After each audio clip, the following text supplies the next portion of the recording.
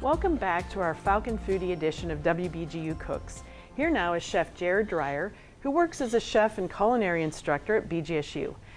Jared, what do you have for us today? Today we're taking a little classic spin on a classic dish. We're doing a ham loaf, but instead of mixing it with just ground ham and ground pork, we're going to throw in a little chorizo. We're going to do a little smoky chipotle glaze and a little corn salsa to finish. Now what we're going to do is we're going to go ahead and add about a half cup of breadcrumb, a quarter cup of milk. So I think it's interesting you do measure, because a lot of people, you know, just... I do, especially when, if I were to do this at home, I probably wouldn't. Yeah. But whenever I'm showing people how to do things, I think that measuring and establishing a standard is very important. Yeah, I agree.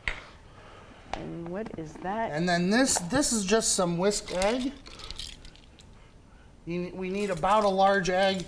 Most of your large eggs have about 3 ounces of liquid to them, so it's about a tablespoon and some change. So all I'm doing right now is just mixing it by hand. You want to make sure that you mix it real well, just like you'd mix any meatloaf. And with your hands, the best. Yes. Even though it gets messy. Yes, even though it gets messy, and you can use a mixer if you don't feel like getting your hands dirty. So now what we're looking for is just a real nice texture here, where it's still a little moist from all the extra moisture we've added to it, but it'll pull away from the bowl and it'll come off in a ball. Okay. So then what we're going to do here is we're going to add it onto our parchment paper. So what we're going to do is just roll that up and kind of crimp the ends a little bit. I've got it wrapped in our parchment. And then we're just going to go ahead and wrap it in our foil. I'm going to spin it, twist my ends. Now if you want to plan this for a weekend or something, you can go ahead and throw this in the fridge, let it set, let it really hit it, let it really firm up. Flavors. Yep, and then you'll be fine. But you can go straight into the oven from here, which is what we're going to do. If you hand me that pan there. This one? Yep. And set it right in there. And you can, if you wrap it up in enough foil, you can set it on the rack. But I don't like cleaning my oven that much, so I avoid it as much as possible. And we have one that's been cooked already, so you want to get that. And then we can talk about, you've been worked at a butcher. Yep. You teach classes. You do it all. Let it rest. So we were talking earlier. You even teach people to use a knife. Yep. We do basic knife skills, which is always interesting in the sense of that you get some people that are gung ho and they're I want to learn how to do this, and you get other people who are like, well, I should know how to do this, but it looks intimidating when you watch, if you watch cooking shows and you're probably going to do that today.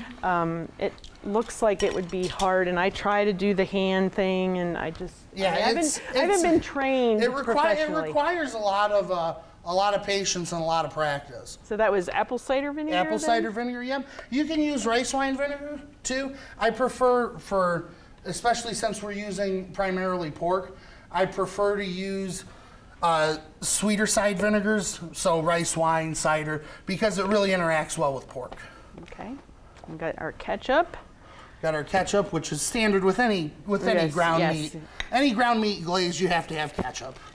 So did your grandmother cook? Your mother? Did you learn to cook? My grandmother cooked one of my grandmothers cooked all the time. She'd go to work. She cooked every night, and holidays were always at her house. Holidays were always a huge thing, which I think sometimes gets a little lost with us nowadays, that everybody's on the move and on the go, and holidays were always a big thing. And the day after holidays, my grandma was always a master of leftovers, which I think is a lost art sometimes. Yes, Always the day after Thanksgiving was always turkey and noodles. And it was just as simple as gravy, turkey, and noodles. There you go. That was it, and I loved it. I still love it when she makes it. Yeah.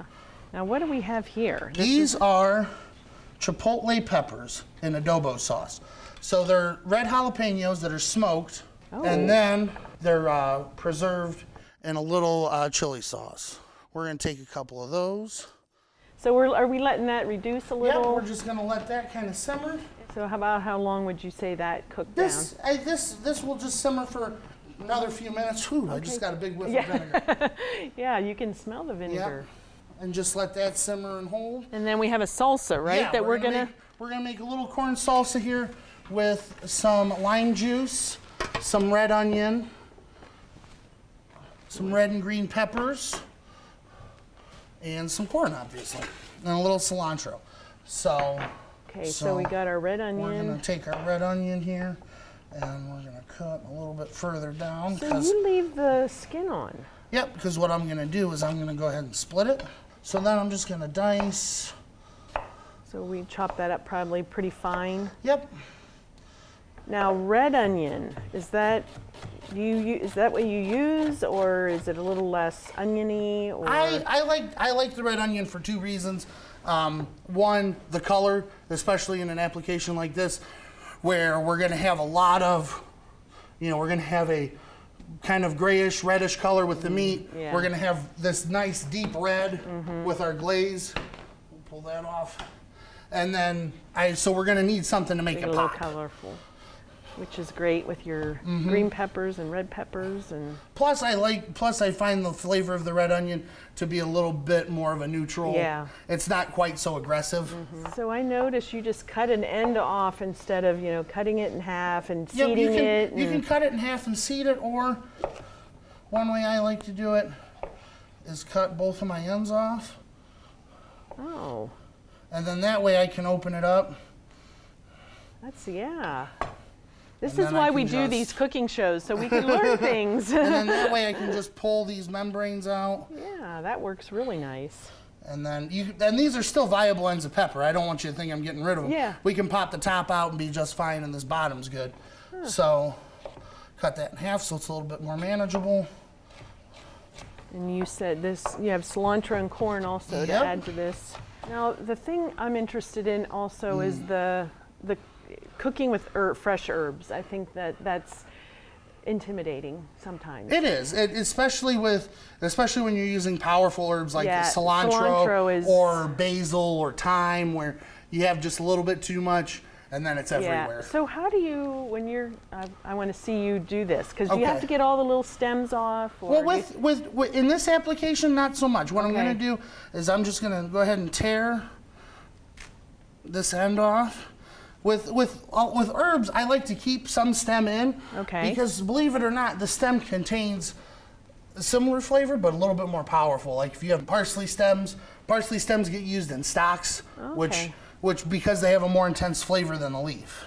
So you just chop that just like you Yep, would anything just- else.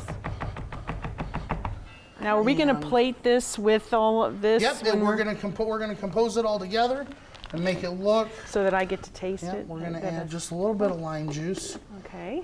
And Just use some corn. I'm going to get a plate out so we can taste our awesome Ham Loaf BGSU legacy dish that has been turned into corn. something a little better. Yeah. And add just a little Now you've mixed it, and that's, salt and pepper. that's kosher salt? Kosher salt, yep. Okay. And pepper's right in there. Mm-hmm. That looks so colorful Yep, and fresh. yep. Like I said, it'll be the perfect topper to what we're doing here. So Okay, good. get that and set it aside. And this would serve, This serves about 6. Depending on your audience. So here. so that's the parchment paper then Yep. coming off. Huh. Yep, that helps absorb a lot of your fat too. Oh. So that way you don't have that dripping in your oven. And all we're gonna do now is we're gonna go ahead and slice. Oh, it smells wonderful. Smells really good. Very nice. And then we're the glaze go on next then, or? Oh, It's nice and nice thick. and thick. And this is one thing you could do too, where you could make the glaze. And then once your ham loaf comes out, you could go ahead and glaze it, put it back in. That way you get that nice sugary. Yeah. And what was the temp on the ham loaf? The oven was at 350. Okay. Yeah. Ooh, look at that. That looks awesome. So what would you serve? What else would you serve with this? I would, because it's how I grew up. I'd stick to a classic, and I'd go with a nice roasted potato or mashed potato. Yeah. I wouldn't get too crazy too out with there. It. Yep. And then we'll take some of our corn relish here. Oh, look at that! Right over the top. I'm going to take a bite if that's. Oh, go for it. I want to taste it and see how wonderful this is. Mmm, that's awesome. Doesn't even taste like ham loaf. That's awesome. That is very good. Very good. Thanks again, Jared, for coming you're very welcome. in and showing us your techniques. We learned some great things today and the tasty food. We'll be right back with more Falcon Foodies on WBGU Cooks.